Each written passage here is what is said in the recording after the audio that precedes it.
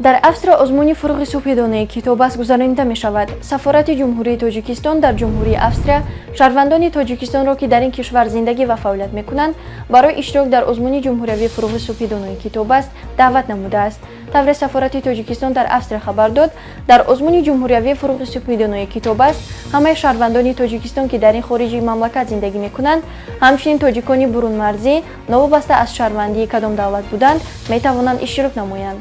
забони баргузорӣ ва баромад дар озмун тоҷикӣ, англисӣ ва русӣ мебошад.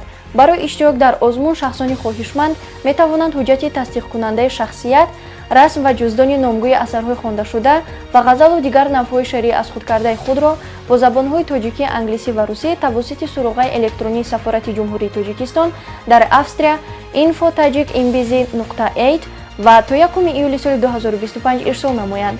Pardifen Hub ҳангоми дарди сар, дарди буғум ва дандонҳо тавсия дода мешавад. Pardifen аз ширкати Vegafarm. Pardifen Hubро аз дорухонаҳо пурсон шавед.